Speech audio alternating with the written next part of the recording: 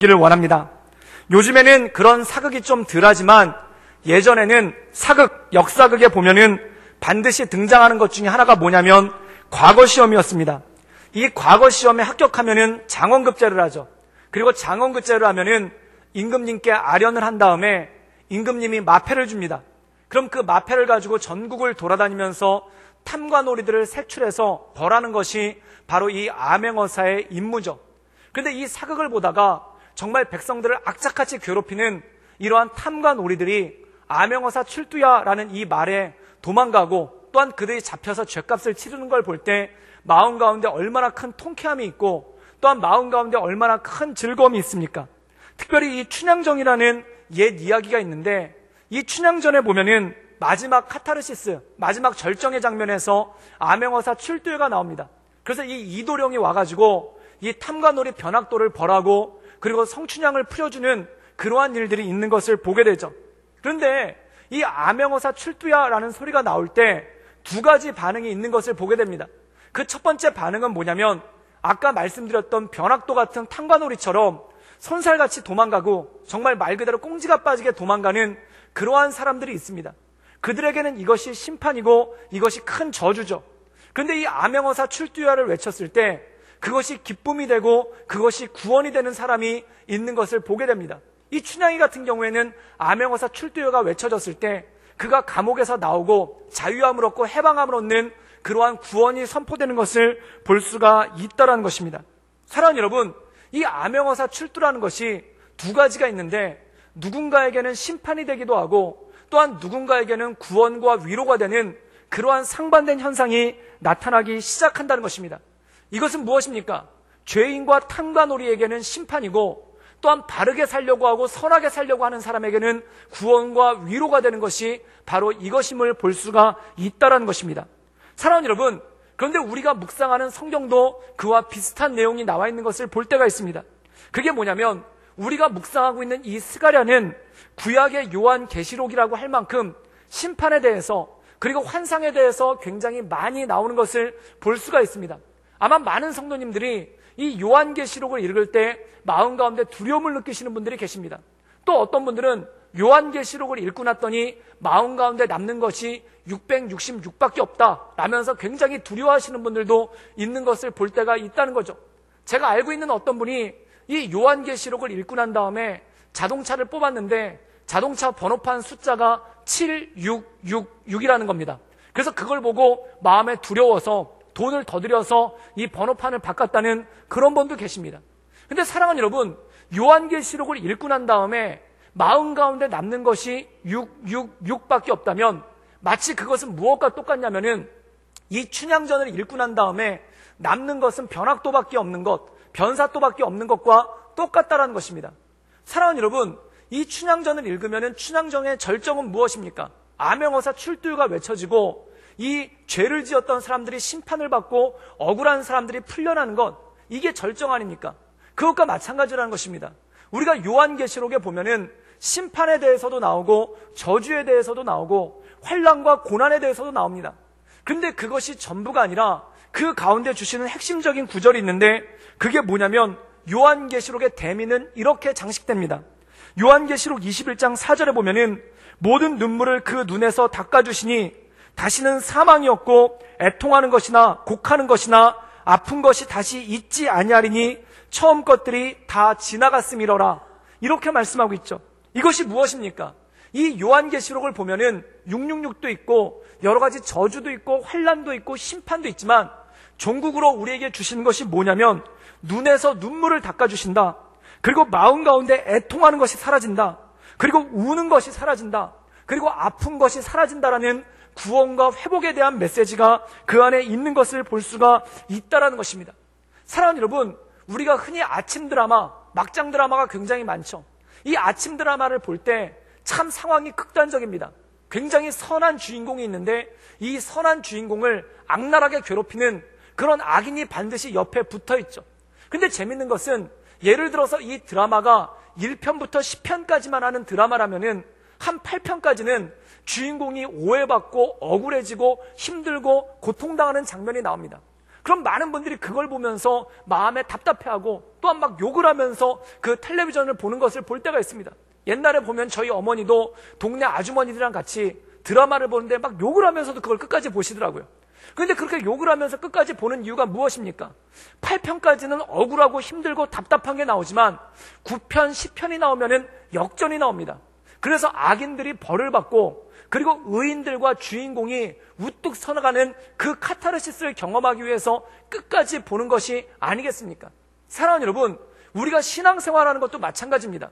때로 우리가 신앙생활을 할 때 악인들이 득세하고 또한 우리가 삶을 살아갈 때 악한 것들이 더 승승장구하는 것 같지만 어느 순간에 보면은 하나님께서 그 모든 것들을 엎어주시고 악인들에게는 심판을, 그리고 의인들, 우리와 같이 예수님을 믿는 사람들에게는 눈물을 닦아주시고 구원하시는 역사가 그 안에 있는 것을 볼 때가 있다라는 것이죠. 그래서 오늘 우리가 읽은 이 스가랴 말씀, 특별히 오늘 우리가 함께 읽은 스가랴 6장 말씀에 보면은 이 심판과 구원에 대해서 동시에 말씀하고 있는 것을 볼 수가 있다는 것입니다. 그래서 이 스가랴 6장의 말씀을 잠시 요약을 해보면은 이런 내용이 있습니다. 1절부터 8절까지 보면은 이런 내용이 나옵니다. 이 스가랴가 환상을 보죠. 그런데 그 환상 가운데 보면은 두 개의 거대한 산이 있습니다. 그리고 이 두 산은 구리로 만들어졌는데 그 산 사이에서 네 개의 병거가 나옵니다. 병거는 무엇입니까? 전쟁에 쓰는, 요즘으로 치면 탱크와 같은 굉장히 강력한 무기가 바로 병거죠.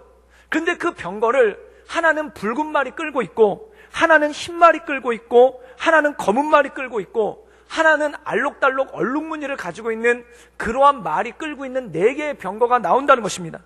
그때 이 스가랴가 이것이 무엇인지 궁금해서 천사에게 묻습니다. 그때 천사가 뭐라고 설명을 해주냐면은 이 네 개의 병거는 하늘의 네 가지 바람이라는 겁니다. 그래서 검은 말과 흰 말이 끄는 병거는 북쪽으로 가고, 그리고 얼룩덜룩한 무늬를 가진 말이 끄는 병거는 남쪽으로 가고, 건장한 말이 이끄는 병거는 온 세상을 두루 다닌다는 것입니다.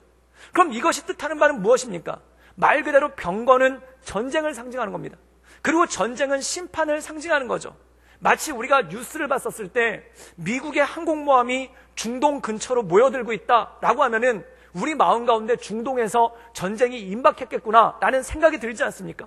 그것과 마찬가지로 병거들이 나와서 온 세상을 휘짓고 다닌다는 뜻은 뭐냐면 전쟁이 있고 재앙이 있고 심판이 있다라는 말씀이 이 말씀 가운데 있다는 것입니다. 사랑하는 여러분, 그런데 이 임박한 심판으로만 끝나는 것이 아닙니다. 말 그대로 이 심판 이면에 하나님의 구원의 역사와 위로의 역사가 있다는 것이죠. 그리고 오늘 그 말씀은 그 심판 이면에 있는 구원과 위로의 역사에 대해서 우리에게 말씀해 주고 있다는 것입니다. 우리 함께 스가랴 6장 11절에서 12절까지의 말씀을 함께 읽도록 하겠습니다. 우리 다 같이 읽겠습니다. 시작. 음과 금을 받아 면류관을 만들어 여호사닥의 아들 대제사장 여호수아의 머리에 씌우고 말하여 이르기를 만군의 여호와께서 이같이 말씀하시되 보라, 싹이라 이름하는 자가 자기 곳에서 돋아나며 여호와의 전을 건축하리라. 오늘 말씀 가운데 보면은 11절에 이런 말씀이 나옵니다. 대제사장 여호수아가 음과 금으로 된 면류관을 받을 것이다 라고 말씀하고 있습니다. 여기서 여호수아는 누굽니까?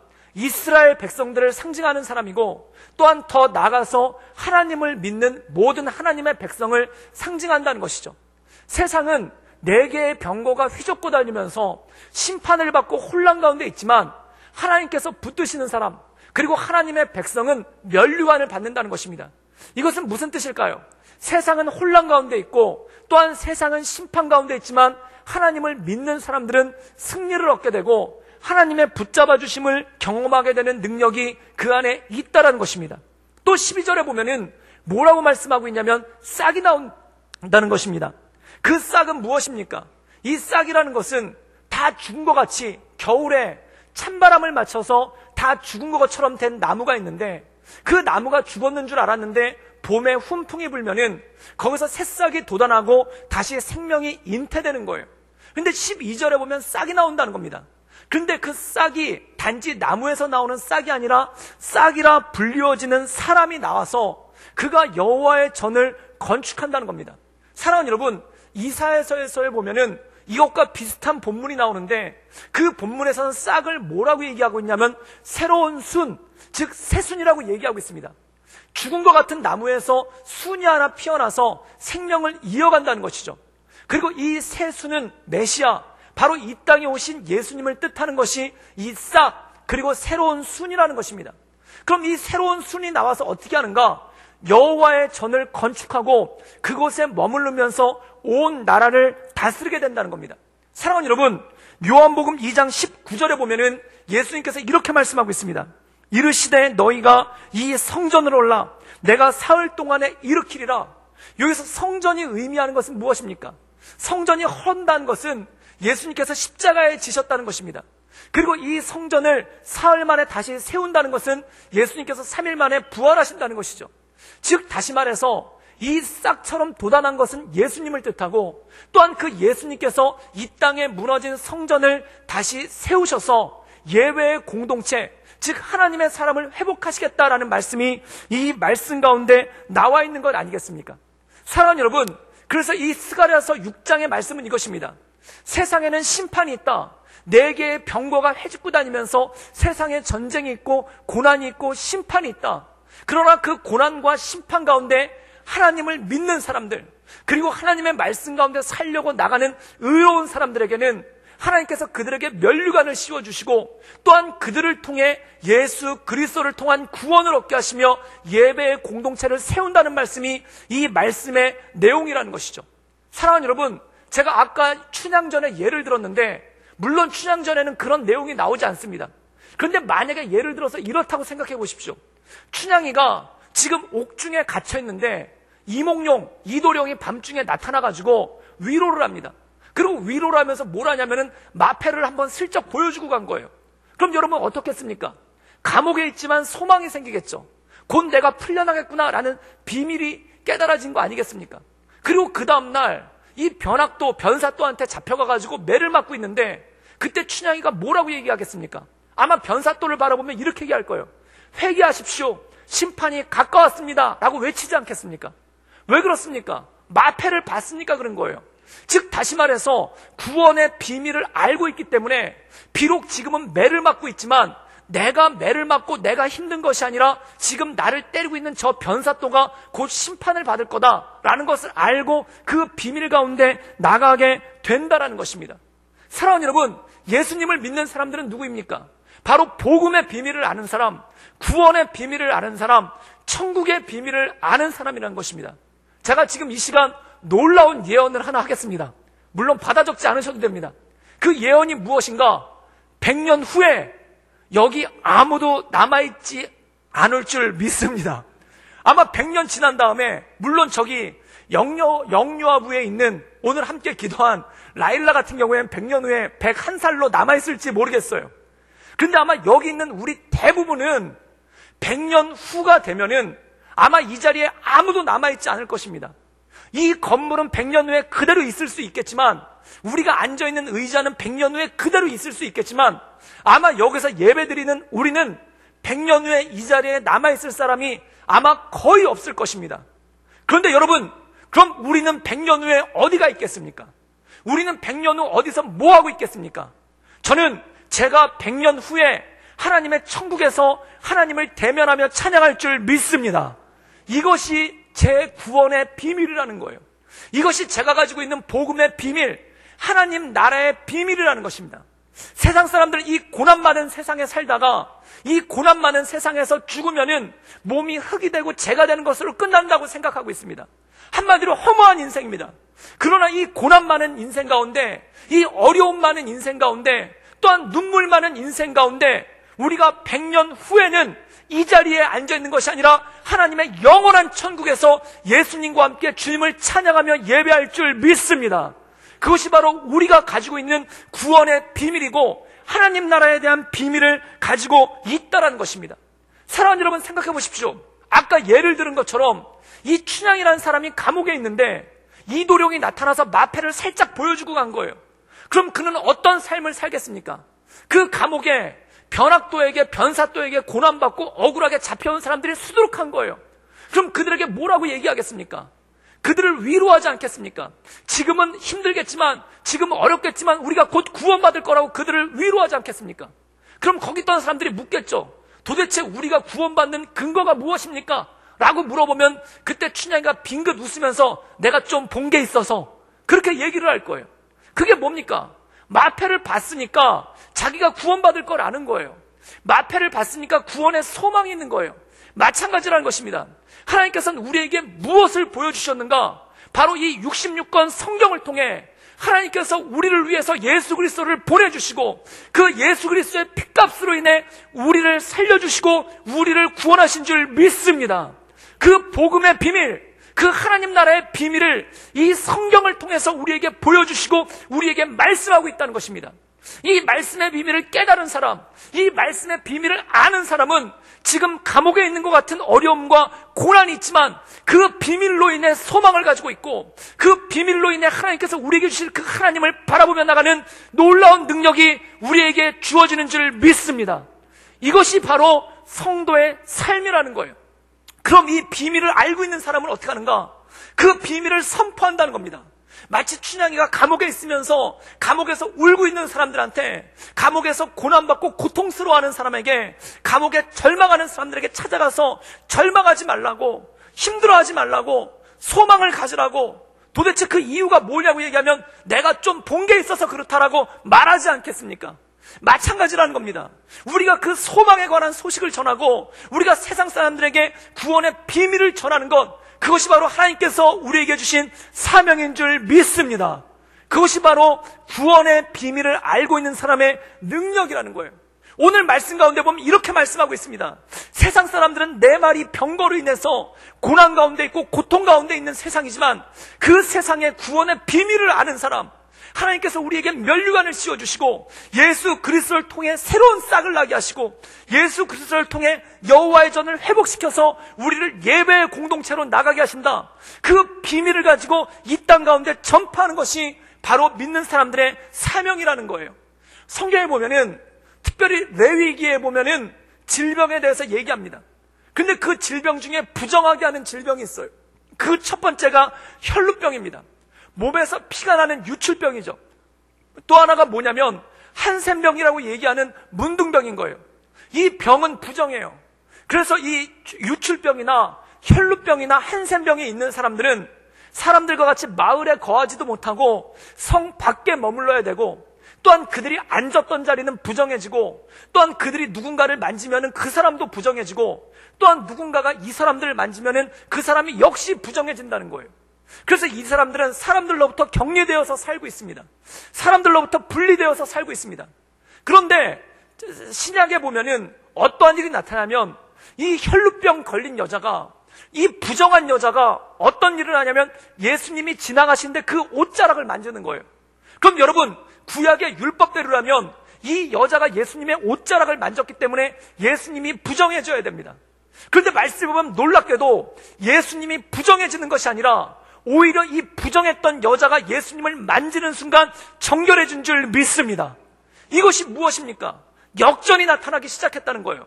또한 한센병, 문둥병에 걸린 사람들은 자기의 입을 가리면서 앞에 누군가가 나타나면 부정하다, 부정하다를 외쳐서 사람들이 자기 근처에 오지 못하도록 하는 것이 구약의 율법입니다. 그런데 신약에서는 어떤 일이 벌어지는가? 예수님이 지나가실 때 이 한센병 걸린 사람이 그가 소리를 높여서 하나님의 아들 주 예수 그리스도시요 나를 불쌍히 여기소서라고 외칩니다. 그가 입을 가리고 나는 부정하다 부정하다라고 얘기하는 게 아니라 예수님을 보고 예수님 나를 불쌍히 여기십시오라고 얘기를 합니다. 그리고 그 예수님이 그에게 나왔을 때 어떤 일이 생기는가? 부정했던 그가, 이 한센병 걸린 그 사람이 예수님을 부정하게 만드는 게 아니라 예수님의 정결함이 그 사람의 부정함을 정결하게 만드는 하나님의 역사가 생기기 시작한다는 것입니다. 사랑하는 여러분, 구약시대 때는 거룩이 뭐였냐면 부정해질까봐, 내가 부정해질까봐 다른 사람을 만나지 않는 거예요. 내가 부정해질까봐 부정한 사람 근처에 가지를 않는 거예요. 즉 분리돼서 살았다는 겁니다. 그런데 신약에는 어떤 일이 생기는가? 부정한 사람이 예수님을 통해, 그리고 부정한 사람들이 예수님의 은혜를 통해 정결케 되는 놀라운 역사가 벌어지기 시작했다는 거예요. 성경에 병을 치유하는 장면이 엄청나게 많이 나옵니다. 이 병을 치유한다는 것이 단지 육체의 질병, 아팠던 병이 사라졌다는 것만을 의미하는 게 아니에요. 그게 뭐냐면 이 유출병과 같이, 그리고 이 한센병과 같이 부정 가운데 있던 사람이, 이 죄 가운데 있는 사람이 예수님을 만나는 순간 그들의 죄가 예수님을 오염시키는 것이 아니라 예수님의 정결하심이 그들을 정하게 한 줄 믿습니다. 이게 신약의 원리, 바로 십자가 사역의 원리라는 거예요. 여러분, 유대인들은 예전에는 다 이방인들이 부정하다고 생각했습니다. 그래서 부정하게 될까봐 이방인들 근처에도 안 간 거예요. 그런데 예수님 이후에 어떤 일이 생깁니까? 유대인인 예수님이 제자들이 이방인들한테 나가서 그들에게 복음을 전하고 그들을 정결하게 하고 그들에게 하나님의 은혜를 드러내는 그런 역사가 생기질 않습니까? 그게 바로 하나님의 역사라는 거예요. 즉 예수님의 역사는 무엇인가? 전에는 내가 부정해질까봐 분리되어서 살았는데, 옛날엔 내가 부정해질까봐 분리돼서 사는 게 거룩이었는데, 이제는 세상 속으로 들어가서 그것을 바꾸고 그것을 변화시키더라는 것입니다. 사랑하는 여러분, 예수님은 우리를 뭐라고 말씀하셨는가? 우리를 빛이라 말씀하셨습니다. 빛은 밝은 데 있지 않습니다. 빛은 어두운 데로 들어갑니다. 그 어두운 데로 들어가서 어두움을 밝히는 것이 빛의 능력인 줄 믿습니다. 우리를 그 빛으로 부르셨다는 거예요. 또 하나는 무엇입니까? 예수님께서 우리를 소금이라고 하십니다. 소금은 소금통에 있으면 의미가 없어요. 어디로 가냐면 싱거운 음식 속으로 들어가야 되는 거예요. 싱거운 국으로 들어가야 되는 거예요. 그 안에 들어가서 음식에 맛을 내게끔 만드는 거, 그것이 바로 소금의 역할 아니겠습니까? 이번에 우리 교회에서 여름에 5개 팀으로 나누어서 비전 트립을 떠납니다.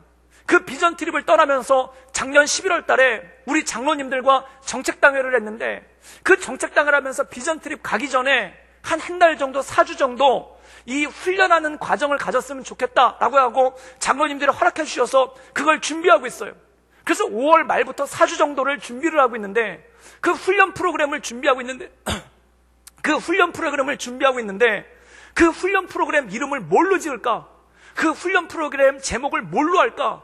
곰곰이 생각하다가 마음에 떠오른 게 뭐냐면 인투라고 하자. 인투스쿨이라고 하자. 왜 인투냐? 인투 더 월드. 세상 속으로 들어간다는 거예요. 세상 속으로 파고 들어간다는 거예요. 사랑하는 여러분, 옛날에는 거룩이 뭐였냐면 세상과 분리되는 겁니다. 왜냐하면 세상이 나를 오염시킬까봐, 세상의 부정함이 정한 나를 부정하게 만들까봐 세상과 분리되는 거예요. 그런데 이제 예수님의 보혈의 공로를 힘입은 사람들은 어떻게 되는가? 예전에는 유출병자를 만지면 유출병자가 그 만진 사람을 부정하게 만들었지만, 이제 예수님의 힘을 의지하여 나갈 때 유출병자를 만졌을 때 그가 나음으로는 하나님의 역사가 있는 것과 똑같다라는 거예요. 사랑하는 여러분, 세상 속으로 우리가 들어가서 어둠 가운데 들어가는 빛으로, 어둠 속으로 들어가는 빛으로, 그리고 음식 속으로 들어가는 소금이 되어서 빛을 밝히고 소금의 사명으로서 맛을 내게 하는 것이 바로 하나님께서 우리에게 맡겨주신 사명인 줄 믿습니다.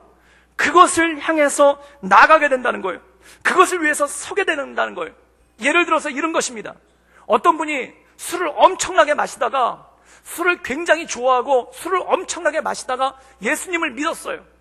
그런데 이분이 처음에는 술도 마시고 예수님도 믿고 이게 갈등이 없었는데 어느 순간 마음 가운데 갈등이 오는 거예요. 그래서 술을 끊었어요. 그런데 술을 끊으면 놀라운 게 뭐냐면 술 친구도 같이 끊게 되는 거예요. 왜냐하면 그 친구를 보면 술이 생각나는 사람이 있어요. 이렇게 딱 얼굴을 보면 예수님이 생각나야 되는데 그 얼굴을 보면 술이 생각나는 사람이 있어요. 이름만 들어도 술이 생각나는 사람이 있어요. 그럼 어떡합니까? 술 친구를 끊는 거예요. 왜냐하면 유혹받으니까. 술 친구랑 만나면 술을 먹게 되니까, 술 친구랑 만나면 그가 나에게 영향을 주니까 그와 분리되려고 하는 거예요. 그래서 교회 다니는 사람들끼리만 사귀게 된다는 겁니다. 그런데 어느 순간 지나면은 마음 가운데 부담감이 오는 거예요. 그게 뭐냐면 인투 친구들 속으로, 인투 술 친구들 속으로. 왜 들어가는가? 같이 술 마시려고 들어가는 게 아니라 그들을 변화시켜서 이제 그들도 예수님 믿어야지, 이제 그들도 그만 술 끊고 예수님 믿어야지, 이제 그들도 술 먹는 걸로 인생을 낭비하지 말고 세월을 낭비하지 말고 예수님 안에서 살아야지 라는 그 부담감을 가지고 세상 속으로, 친구들 속으로 들어가서, 술 친구들 속으로 들어가서 그들에게 구원의 복음을, 그리고 복음의 비밀을 알려주는 그러한 역사가 있다는 것입니다. 사랑하는 여러분, 옛날에는 어둠 속에 살았어요. 왜 어둠 가운데 살았는가? 내 죄가 드러날까봐 어둠 가운데서 숨은 거예요. 또한 나의 어두움이 드러날까봐 어둠 가운데서 나를 숨기고 산 거예요. 그런데 어느 순간 빛 가운데로 나가오게 됩니다. 그리고 그 빛 가운데 거하는 게 너무 행복한 거예요. 그런데 그 다음에 어떤 일이 생기냐면 다시 어둠으로 가게 되는 거예요. 왜 어둠으로 갑니까? 이제 그 어둠을 밝히기 위해서, 그 어둠 가운데 빛을 발하기 위해서 이제 어둠으로 빛의 사명을 가지고 들어가는 것이라는 겁니다. 사랑하는 여러분, 그것이 바로 하나님께서 우리에게 주신 사명인 줄 믿습니다. 제가 고등학교 다닐 때 학교 동아리 이름이 마르투스라고, 뜻은 증인이라는 뜻도 있고 순교자라는 뜻도 있어요. 그래서 우리가 소망을 가졌는데 그게 뭐냐면 이 학교에서 증인으로서의 삶을 살자, 이 학교에서 주님의 흔적을 드러내자. 그래가지고 기도하다가 점심시간 때 모여서 기도했는데, 기도하다가 어떻게 하면 주님의 흔적을 드러낼 수 있을까? 우리 학교에 제일 어둡고 우리 학교에 제일 지저분한 부분을 정결하게 하자. 근데 그게 뭐였냐면 화장실이더라고요. 우리 학교에 화장실이 14개가 있었는데 보통 화장실 청소는 벌 받는 애들이 청소를 하는 거예요. 그러니까 벌 받는 애들이 청소하니까 깨끗하게 안 하고 그냥 물만 뿌리고 끝나는 거예요. 그리고 이 화장실에 담배 피는 애들이 하도 많아가지고 그 담배꽁초를 변기에다 버리니까 변기가 다 막혀가지고 오물들이 넘치는 거예요. 그래서 저희가 헌금을 해서 빗자루를 사고, 그 다음에 소를 사고, 호스를 사가지고 그 15명이었는데 화장실이 14개. 그래서 2인 1조로 하루에 2개씩 가서 화장실을 청소를 한 거예요. 그래서 화장실 청소를 방과 후에 하는데 그게 얼마나 행복하고 얼마나 좋은지. 그래서 보충 수업 하기 전에 방과 후에 가가지고 그걸 갖다가 저녁 먹기 전에 청소를 하고 돌아오는 거예요. 근데 그게 너무너무 행복한 거예요. 그런데 화장실에 갔다가 놀라운 만남이 있었습니다. 그 놀라운 만남이 뭐냐면, 화장실에 누가 들어가 있냐면 화장실에 오래 들어가 있는 애들이 있는데 걔네들이 누구냐면 담배 피는 애들이에요. 그리고 이 담배 피는 애들이 좀 불량한 애들이 많은 거예요. 이 불량한 애들이 거기 3, 4, 5 모여서 담배를 피고 있어요. 그러면 전에는 그 앞에 가가지고 맞을까봐 도망갔거든요. 그리고 그 앞에 갔다가 괜히 뭐 뺏길까봐 도망갔거든요. 그런데 화장실에 들어가서 그들은 피고 있고 저는 옆에서 그 꽁초를 치우고 있는 거예요. 그런데 그러다가 어느 순간에 마음에 부담이 오는 거예요. 그래서 기도 제목을 나눴는데, 화장실에 가봤더니 우리가 여태까지 화장실에는 쓰레기만 있는 줄 알았더니 화장실에 사람도 있더라. 그럼 그 사람에게 복음을 전해야 되지 않겠느냐. 그래서 막대사탕을 사가지고 이렇게 화장실에 들어가다가 거기서 담배를 피고 있으면 막대사탕을 하나씩 나눠주면서 담배 그만 피고 이거 하나씩 먹고 있으라고. 그래서 담배 2개 필 거 하나만 피고 이 사탕 먹어서 건강을 좀 챙기라고. 그래서 막대사탕을 갖다가 나눠주고 다닌 거예요. 그랬더니 몇 달 지나니까 그들이 뭐라고 하냐면은 저한테 묻는 거예요. 우리 친구들한테 묻는 거예요. 참 궁금하다는 거예요. 자기들이 화장실에서 이렇게 담배 피고 있으면은 정말 급한 볼일로 화장실에 들어와 있다가 그들이 화장실에 있는 걸 보면은 급하게 또 도망을 간대요. 다른 애들은 도망가는데 너희들은 왜 도망 안 가느냐? 그리고 너희들은 왜 우리한테 사탕을 주느냐? 왜 너희들은 우리를 걱정을 해주느냐? 그러면서 묻는 거예요. 그때 제가 깜짝 놀랐습니다. 내가 왜 이들을 걱정할까? 내가 왜 이들이 담배 피지 못하도록 사탕을 줄까? 그걸 곰곰이 생각하다 한 가지를 깨달은 거예요. 그게 뭐냐면 인투 더 월드, 세상 속으로 들어가는 거예요. 사랑하는 여러분, 전에는 교회를 다녀도 좋은 교회만 찾아다니려고 그래요. 은혜가 충만한 교회만 찾아다니려고 그래요. 밝은 데만 다니려고 그래요. 그리고 거기서 은혜 받고, 야, 우리 교회 너무 좋다, 우리 교회 너무 밝다, 우리 교회 너무 환하다 그러면서 좋아하는 거예요. 그런데 어느 순간에 마음에 부담감이 있는 겁니다. 내가 떠나온 모교회는 아직도 분쟁 중에 있는데, 내가 떠나온 모교회는 아직도 어둠 가운데 있는데, 내가 떠나온 모교회는 사람들이 자꾸 교회를 떠나가지고 교회가 빈자석만 늘어가고 있는데 거기에 대해서 마음의 부담감을 느끼는 거예요. 그럼 어떻게 되는가? 인투 더 월드, 글로 가는 거예요. 세상 속으로 들어가는 거예요. 어둠 속으로 들어가는 거예요.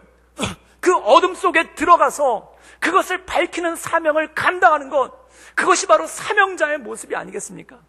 전에는 죄 때문에 어둠 가운데 있다가 이제 어둠에다 나와서 밝은 데 있다가 그 밝은 데서 은혜를 받고 성령 충만함을 입어서 다시 어둠 가운데로 들어가서 그 어둠을 밝히려고 하는 것, 이것이 바로 성도의 모습이고 성령 충만한 사람의 모습 아니겠습니까? 저는 청년부 사역을 할 때 청년부 공동체뿐만 아니라 그 선교 사역을 같이 했는데, 선교 사역의 옆가지로 같이 있는 게 뭐냐면은 긴급 구호 사역이에요. 그래서 지진이 나거나 어떤 자연재해가 있으면은 거기 긴급 구호팀을 편성해가지고 거기 청년들을 데리고 들어가는 거예요. 그래서 인도양에서 지진이 나서 쓰나미가 그 주변 나라들을 덮쳤을 때 그때 스리랑카랑 인도네시아를 갔다 왔었어요. 그리고 거기 의료팀을 데리고 가서 치료해주고 복구하는 그런 일들을 했었죠. 그리고 중국의 스촨성에 대지진이 났었을 때 그때도 팀을 이끌고 가가지고 거기서 돕는 사역을 했었어요. 그리고 일본의 동일본 대지진 나서 후쿠시마 원전이 폭발했던 그 사고가 있는데 그때 원자력 발전소가 터져가지고 사람들이 다 피난 나올 때 그때 저랑 청년들이 팀을 조직을 해가지고 그 근처에 있는 이와떼라는 마을에 들어가서 구호 활동을 한 적이 있었습니다. 그리고 포르트 플랭스라고 IT에 있는 수도인데 거기 지진이 나서 23만 명이 죽은 대참사가 일어났었어요. 거기를 가는 겁니다. 거기를 가는데 이 IT가 중남미 카리브해에 있어요. 거기를 가려면 뉴욕까지 간 다음에 뉴욕에서 비행기를 3시간을 타고 더 들어가야 되는 거예요. 그런데 거기가 재해가 났으니까 들어가는 비행기 편이 끊겨가지고 비행기를 얻어 타고 가려더니 비행기 값이 엄청나게 비싼 거예요. 그래서 그 당시에 비행기 값만 얼마였냐면 250만 원이었습니다. 그때 하와이 여름 성수기 때 하와이 가는 비행기 값이 120만 원밖에 안 됐어요. 2배가 넘는 거예요. 하와이 가는 2배의 비용을 지불하고 또한 거기서 저희가 의약품을 사고 또한 경비를 마련을 해야 되니까 회비가 300만 원이 넘었어요. 그런데 그 300만 원이 넘는 경비를 가지고 그리고 휴가를 갔다가 다들 열흘씩을 얻어서 그 피 같은 휴가를 열흘씩 얻고 300만 원이 넘는 회비를 내고 그 지진이 나서 잿더미가 된 그 지진이 나서 모두가 무너진 거기를 들어가는 거예요. 그러니까 어떤 청년이 그것 때문에 휴가를 내니까 부장님이 그러더라는 거예요. 또 제정신이냐고. 나 같으면 차라리 그 돈 가지고 하와이에 가서 열흘 동안 재밌게 놀다 오겠다 그러는 거예요. 그런데 왜 그 돈을 가지고 그 엄청난 돈을 가지고 지진이 나서 잿더미가 돼서 모든 사람들이 빠져나오고 탈출하는 다른 사람들은 탈출하고 있는데 왜 그 속으로 들어가느냐는 거예요. 그때 한번 자문을 해봤어요. 우리가 왜 들어갈까? 우리가 남들은 지진 났다고, 남들은 원자력 발전소가 터졌다고, 그리고 남들은 땅이 갈라졌다고, 그리고 IT는 그 무정부 상태가 있어서 밤에는 총소리가 나고 곳곳에서 방화가 일어나고 있어요.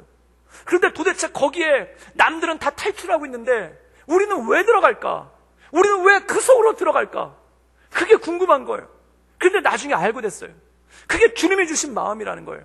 세상 속으로 into the world, 세상 속으로 들어가서 너희는 세상의 빛이니 빛은 어둠 가운데 들어가서 어둠을 밝히는 빛으로, 너희는 세상의 소금이니 맛을 잃어버린 곳에 주님의 맛을 드러내기 위해 소금으로 뿌려지는 것, 그것이 바로 성도의 길이고 성도의 사명 아니겠습니까?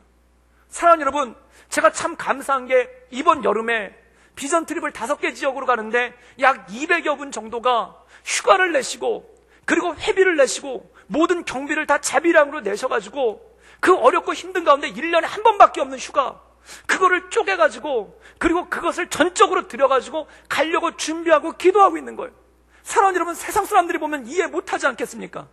차라리 그 돈 가지고 그 시간 가지고 놀러 가면 더 재밌게 놀 수 있는데 왜 굳이 안 가는 데 가서, 왜 굳이 그런 데 가서 땀을 흘리려고 하고 어려움 가운데 있으려고 하는가? 사랑하는 여러분, 세상 사람들은 이해할 수가 없는 거예요. 그런데 왜 그러려고 하는가? 우리 마음 가운데 복음의 비밀을 알기 때문에 그렇다는 것입니다. 사랑하는 여러분, 복음이란 무엇입니까? 그 복음의 비밀을 알리기 위해서 세상으로 들어가는 것입니다. 이 고난 많은 세상 가운데, 이 눈물 많은 세상 가운데, 이 절망 많은 세상 가운데 우리가 복음을 가지고 들어가서 주님께서 우리를 구원하신다, 주님께서 우리에게 새 힘을 주신다, 이 예수 그리스도의 십자가로 말미암아 우리가 새 힘을 얻었다는 것을 전파하기 위해서 나가는 것이, 그것이 바로 성도의 사명 아니겠습니까? 사랑하는 여러분, 저는 이 5개 지역의 비전 트립뿐만 아니라 우리 모든 성도들이 삶 속으로 들어가기를 주님의 이름으로 축원합니다.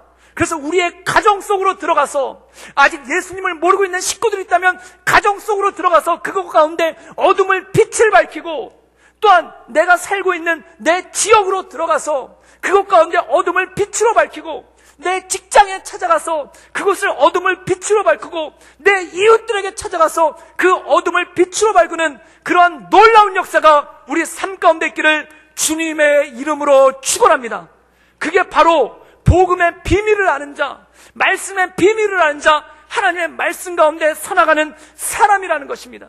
사랑하는 여러분, 저는 우리 많은 성도들이 우리 교회에 와서 빛 가운데 거하고 위로받고 세임 얻고 능력받기를 주님의 이름으로 축원합니다.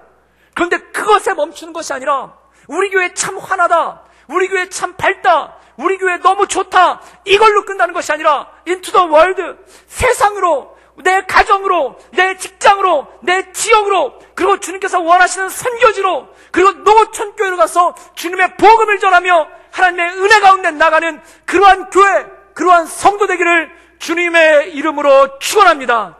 함께 기도하시겠습니다.